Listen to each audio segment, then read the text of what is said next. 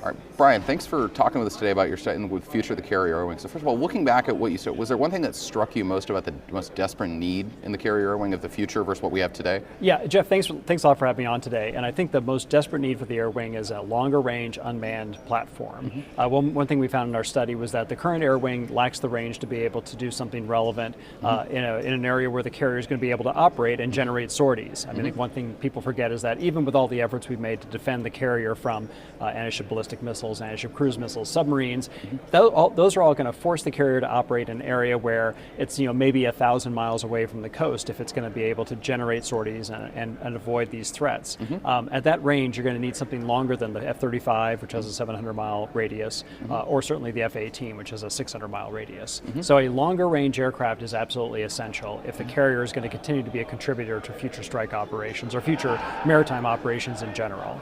And because of the endurance of some of these operations that we envisioned in the study, you get to an unmanned aircraft as being necessary, because simply having a long-range manned aircraft doesn't get you that much when the endurance of your average pilot is between 8 and 12 hours. And so you're hitting beyond, you're talking mission length beyond right, that. That's unheard of for carriers. Yeah, exactly. So if you've got a limited number of aircraft, you need every one of them to do as much time in the air as you can. So each time you launch an aircraft, it can't be for a 3 or 4 hour sortie. It's going to have to be for like a 12-hour sortie or a 14-hour sortie, in which case you're kind of beyond what a pilot can be reasonably expected to do, especially in a small tactical aircraft. So you can, even though you could refuel an F-35 multiple times to generate that kind of length of an air patrol, you're just not going to be effective at that kind of duration. So we saw the unmanned aircraft that can carry as much, if not more, payload than the F-35, but have this endurance with refueling to get out to 18 hours perhaps. Flight duration was absolutely essential, because at those ranges it's going to take you 2 hours just to get out to 1,000 miles away from the carrier and do anything, whether it's a combat air patrol for air defense, or it's a strike operation, or it's anti-ship operations against enemy surface combatants.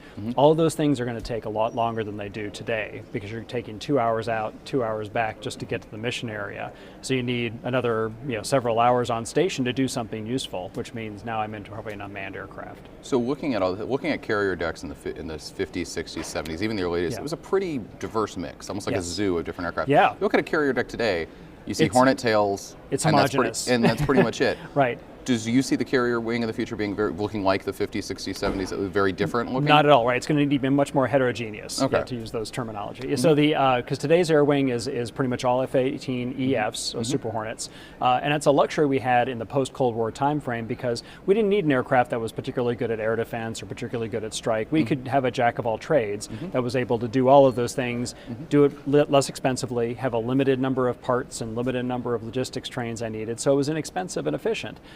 That's not going to be the case when you go up against great powers like Russia and China. They've got the kind of air threats that we need to have an air defense fighter probably to address.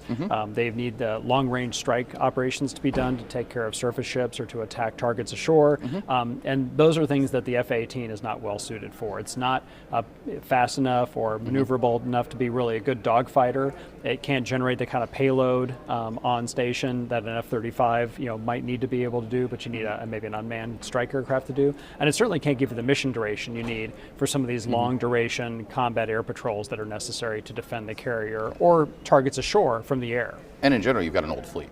Right. There may be new ones coming in, but you've got in general an older fleet with with technology that at its base comes from the 1970s and 80s, which is not exactly. The other thing you addressed there was an air defense fighter. You addressed in the need for urgently. I believe the Navy's terminology is FAXX, and how urgent that need is.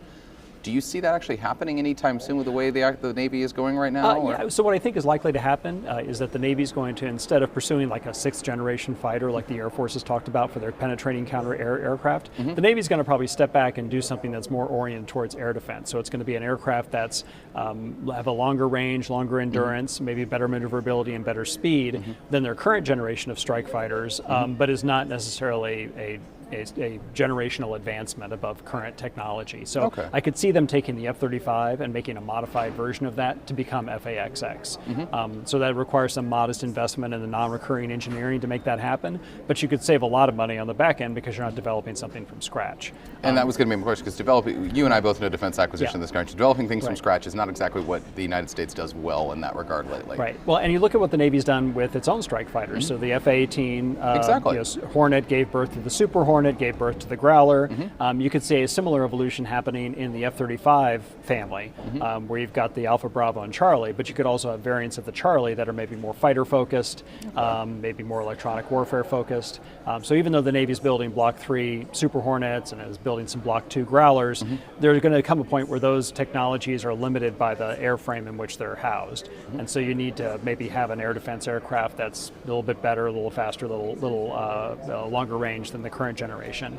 And that would be a good pairing with this unmanned combat air vehicle, which would do a lot of your long-range attack missions, or be your payload carrier to support an F-35 that's doing your ISR and command and control mission. So speaking on the unmanned vehicles, the Navy's working on the MQ-25, but they're very vocal that they are very excited about getting that into the air wing. But they're doing 4 per air wing and a refueling capacity only.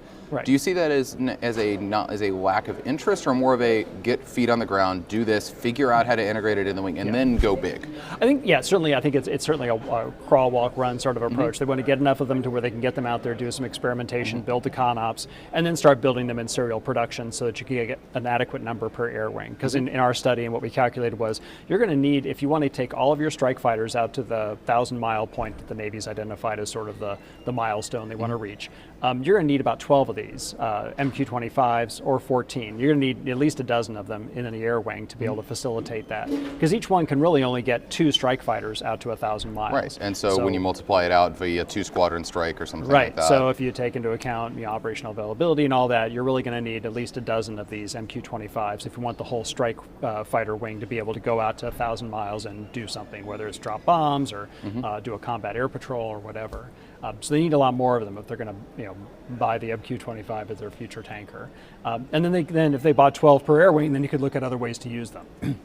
They could look at ways of using them for ISR. They could use them for strike missions in areas where maybe it's more permissive, so that their radar cross section, their survivability will be adequate. So I think there's a lot of applications for that MQ-25 beyond maybe just the tanker mission that the Navy's originally envisioned. All right, and finally, looking as we wrap up, we're looking at how the willingness of the Navy to get involved in such a radical change, because naval aviation has embraced the Super Hornet, telling the naval aviation that they have to move away from the Super Hornet. It's long-term, yes. Short-term may present some problems. Do you see the willingness in the Navy to make the changes like what you're suggesting to reach the point that they need? I think the Navy will be willing to do that. I think they can see the kind of end of the road eventually coming for the Super Hornet or the Hornet family of aircraft. They're buying some more Block 3s right now, which are really to fill inventory gaps that exist today. But if you look at the air wing of 2040, which is the time frame we looked at, and that's the time frame the Navy looks at as well when they're thinking of what does my future air wing look like. By 2040, most of these aircraft will have aged out, unless you want to buy another generation of Hornets, which is unlikely. And also some of your initial F-35s will be aging out as well. Heaven forbid we're thinking of an F-35 aging out of service. Right, so in the 2040 time frame, which is kind of that next big milestone for the Navy's carrier air wing, your F-35s will be at the midpoint in their overall lifespan. So you should be thinking about what is going to replace them.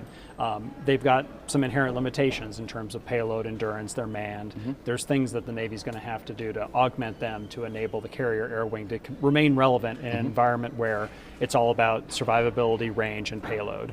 And so I think that's going to be a necessity. And the F-18s will have largely aged out by then.